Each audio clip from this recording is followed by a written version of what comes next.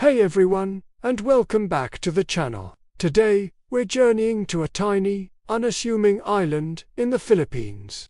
A place that holds a truly extraordinary story of hope, resilience, and international goodwill. This is Tubabao Island, a name you might not have heard, but one you'll never forget after today. Imagine this, it's 1949. The world is still reeling from the Second World War, and a new conflict, the Cold War, is casting a long shadow. In the Far East, China is in the throes of a civil war.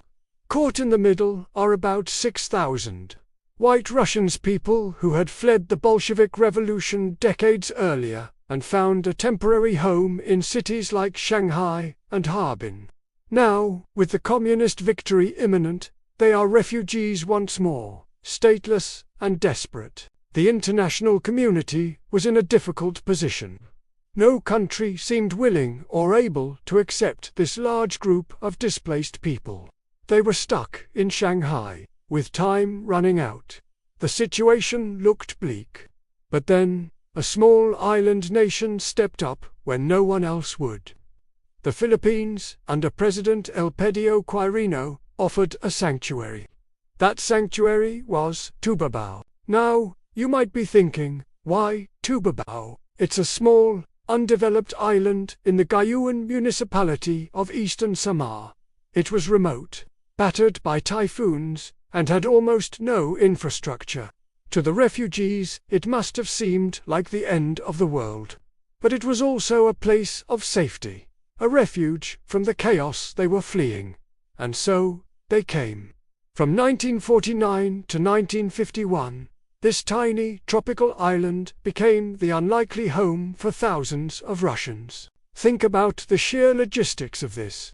They arrived by boat, a displaced community of artists, engineers, doctors, aristocrats, and even ballet dancers, suddenly finding themselves on a jungle-covered island. The International Refugee Organization, or IRO, was tasked with setting up a camp. They built makeshift barracks, a hospital, a school, and churches. Life was far from easy. They battled the tropical heat, unfamiliar insects, and the constant threat of typhoons. But what's truly remarkable is what they built amidst these challenges. They didn't just survive. They created a vibrant, thriving community. They called their settlement St. John of Shanghai, and it was a little slice of Russia in the middle of the Pacific. They established their own governance, with a camp commandant and various committees. The children attended schools, taught by their own people. The Orthodox faithful built 2 beautiful chapels from wood and nipa palm, places where they could maintain their spiritual traditions and the culture. The camp buzzed with artistic life. They had a symphony orchestra that played classics under the coconut trees. They had a ballet school, where prima ballerinas who had once graced the stages of Europe taught young children the art of dance. There were theater productions, art exhibitions, and literary circles. They transformed their harsh reality through the power of art and community, keeping their spirits alive and their cultural heritage intact. Can you just picture it? The sound of a Tchaikovsky symphony drifting through the tropical night air. It's an almost surreal, beautiful image. This wasn't just a story about the Russians, though. It's also a story about the Filipino people. The locals in Gayon welcomed these strangers with open arms.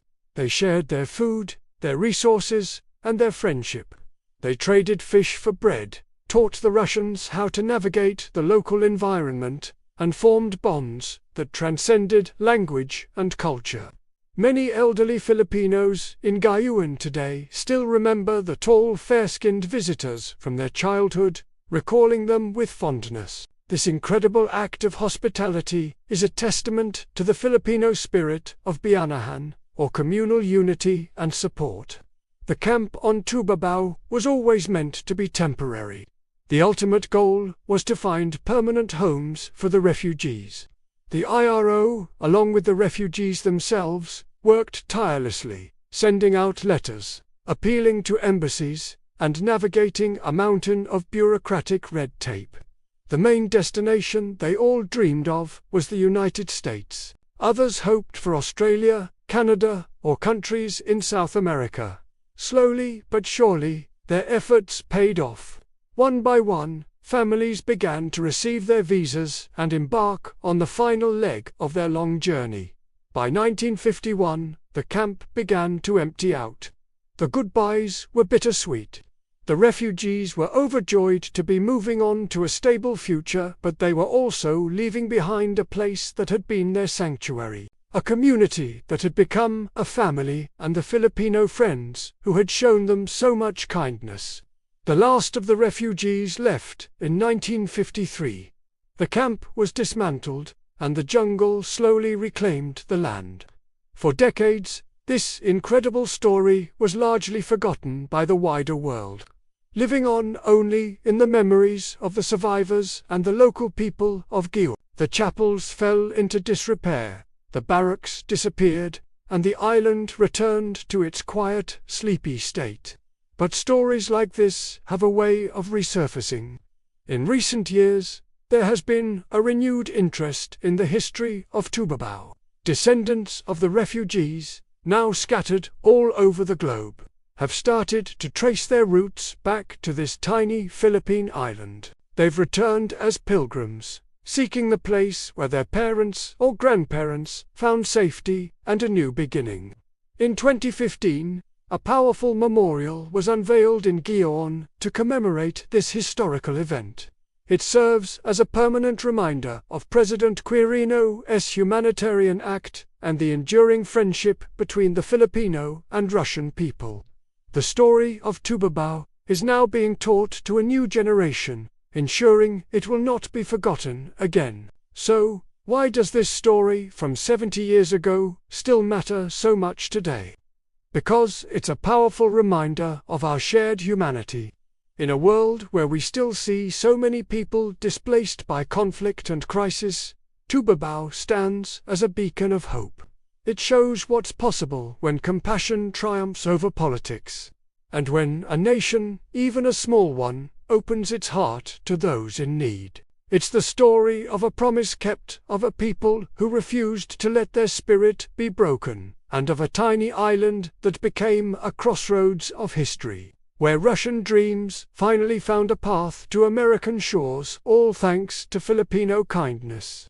It's a testament to the fact that even in the darkest of times, acts of courage and compassion can change the world for thousands. Next time you hear about the Philippines, I hope you'll remember more than just its beautiful beaches.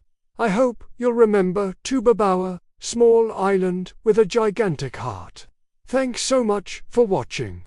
If you found this story as moving as I did, please hit that like button, share it with a friend, and don't forget to subscribe for more hidden histories. See you in the next video.